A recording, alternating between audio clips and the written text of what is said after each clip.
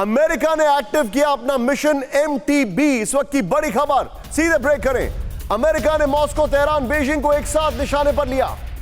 Moscow के बाद America ने एक्टिव किया मिशन तेहरान और बीजिंग। ताइवान की मदद अमेरिका के मिशन बीजिंग का हिस्सा। इजराइल और सऊदी अरब की मदद अमेरिका के मिशन तेहरान का हिस्सा।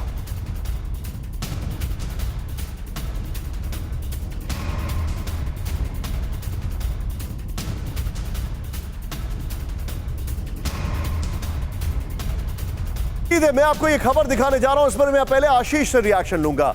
अमेरिका का मिशन MTB क्या है, ये जरा ध्यान से देखें। ये MTB बाइक नहीं है, ये जो है इनका मिशन MTB। सबसे पहले मैं आपको ये दिखाने जा रहा हूं, आइए सीधे की ग्राफिक्स दिखाएं। क्या है मिशन MTB? वॉल से आपको समझ में तो आ गया होगा। मॉस्को, तेहरान और बीजिंग। सीधे प्ले ऑन करें। अमेरिका ने मिशन मॉस्को में रूस के खिलाफ पश्चिमी देशों को एकजुट कर लिया है। सीधे दिखाई दे रहा है मॉस्को, तेहरान और बीजिंग। इसके बाद नेक्स्ट प्ले ऑन करें। यहां पर दूसरा, आप अमेरिका ने मिशन मॉस्को में रूस के खिलाफ पश्चिमी देशों को एकजुट कर लिया है। अमेरिका ने मिशन तेहरान में सऊदी अरब और इजराइल को तेहरान के खिलाफ तैयार करना शुरू कर दिया है। अमेरिका के मिशन बीजिंग में चीन के खिलाफ ताइवान को मदद देना और इंडो पैसिफिक में एक बड़ा गठबंधन बनाना है। मैं सीधे चलूंगा आशीष के पास। आशीष जी, बाइडेन साहब जो हैं वो टैक्टिकली जॉर्ज बुश जूनियर के भी ऊपर चले गए। जॉर्ज बुश जूनियर ने तो एक बार में 2 ही फ्रंट खोले थे, इराक और अफगानिस्तान। इन्होंने तो 3-3 खोल दिए हैं। क्या होगा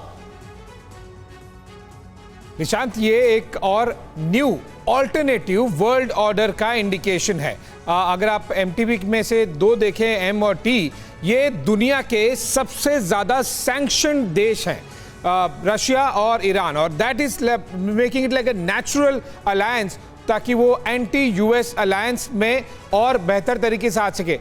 एक और चीज आप देखिए, जिस तरह से यूरोप सबसे ज्यादा ऑयल अब खरीदता हुआ नजर आ रहा है अमेरिका से, उसे भी एक बैलेंस करने के लिए रशिया की तरफ से don't pre-empt my show anyway, please go ahead, yes please go.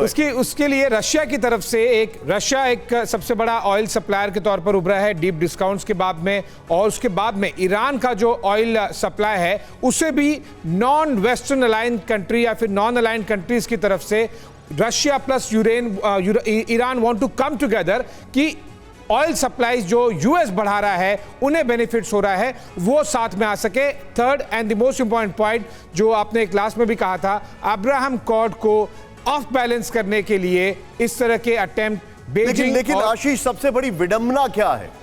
विडंबना यह है कि बाइडेन के दौरे के बाद ईरान ने अमेरिका और इजराइल को सीधे धमका दिया। ईरान ने सीधे धमका दिया है। अमेरिकियों, यहूदियों को फोर्स शब्द की कीमत अच्छे से पता है। ईरानी सेना के प्रवक्ता ने बाइडेन पर भी किया निजी हमला विजुअल्स के साथ।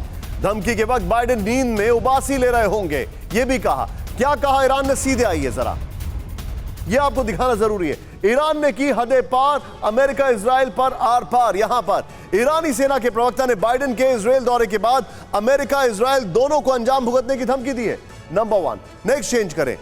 अमेरिकियों और यहूदियों को ईरान के खिलाफ फोर्स शब्द का इस्तेमाल करने की कीमत अच्छी तरह से पता है। नेक्स्ट चेंज करें, थोड़ा सा विजुअल जूम इन करें। ईरानी सेना के प्रवक्ता अब्दुल फजल शेखराशी ने अमेरिका को धमकी देते हुए बाइडेन पर निजी हमले किए हैं। क्या कहा उन्होंने? सीधे आपको यह बताना जरूरी है। बाइडेन नींद में उबासी ले रहे होंगे जब उन्होंने धमकी दी। फारस की कहानी में आपके सैनिकों की पतलून गीली हो जाएगी। अब ये तो मैं बोलना भी नहीं चाहता हूं। एनीवे, ये दोनों ब्रेकिंग और दोनों शॉट्स के साथ, ये दोनों ब्रेकिंग दोनों शॉट्स के साथ मैं सीधे चलूंगा आप जॉन साहब के पास। सर, सुधाकर सर, अमेरिका और ईरान जिस तरीके से पूरी दुनिया को ये कंसोलिडेट कर रहे हैं, क्या लग रहा है आपको? Where is it heading to? निशान, बहुत बढ़िया सवाल आप पूछ रहे हैं। ये एक किस्म का एक फ्रंट, नया फ्रंट खुलते जा रहा है मिडिल ईस्ट की तरह।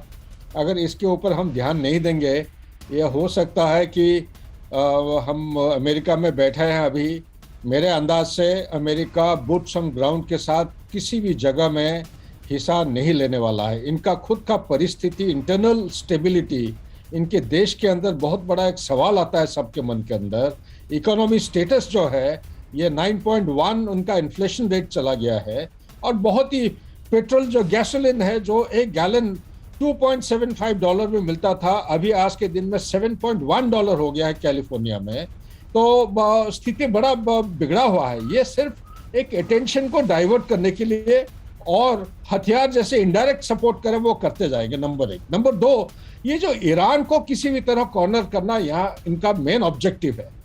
तो एक तरफ ताइवान, इंडो पैसिफिक को टेक केयर कर रहे हैं, सप्लाई कर रहे हैं। दूसरे तरफ अभी ऑब्जेक्टिव क्लैरिटी आ रही है, रशिया को उन्होंने ऑलरेडी हैंडल वीकेंड कर दिए हैं।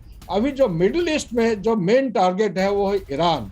अब्राहम अकॉर्ड, जैसे आशीष ने बहुत बढ़िया तरीके से बयान किया है, ये काफी हद तक मैं कह रहा हूं ये जो अमेरिका का ऑब्जेक्टिव हासिल करने में मदद करेगा, अभी का स्थिति को मद्देनजर रखते हुए। सर, आप ये मानते हैं कि पूरी दुनिया में इस युद्ध की वजह से कोलाहल है? बिल्कुल। ओके। मैं चाहूंगा हमारे सभी गेस्ट को दिखाइए प्लीज। मैं सभी गेस्ट से एक सवाल पूछ रहा हूं। मैं विष्णु सर, क्या आप मानते हैं कि पूरी दुनिया में इस युद्ध को लेकर अब एक कोलाहल हो गया, स्थिति खराब हो गई है? देखिए, यूक्रेन का जो यूक्रेन और रशिया की जो लड़ाई है उसका फर्क बहुत पड़ रहा है, इसमें कोई शक नहीं है। इंटरनेशनल सप्लाई चेन पे फर्क पड़ रहा है, रशिया की साख पे फर्क पड़ रहा है। पर जो आप सवाल पूछ रहे हैं कि अमेरिका और एमटीवी का, उसमें निशांत जी कहना बहुत आसान है, करना बड़ा मुश्किल है। You're right, sir. अब एक आपने 2 दिन पहले की विजुअल्स देखी हैं। विष्णु सर, मैं आपको थोड़ा सा रोकूंगा। I never ever interject you, sir. थोड़ा सा आपको रोक रहा हूं। I'm coming back to you. MTV वाले सवाल पर मैं आ रहा हूं। मैंने आपसे ये सवाल पूछा था एक सस्पेंस बनाने के लिए, आपने मेरे सस्पेंस को प्रीएम्प्ट कर दिया। बट एनीवे, मैं सीधे चलूंगा यहां पर कॉमोडोर जीजे सिंह सर के पास। सर, क्या आपको नहीं लगता है कि पूरी दुनिया में इस युद्ध से कोलाहल हो रहा है? संक्षेप में बताइए सर। बिल्कुल कोलाहल तो हो रहा है। Okay sir, just hold your thought. आप सभी लोग ये मानते हैं कि कोलाहल हो रहा है?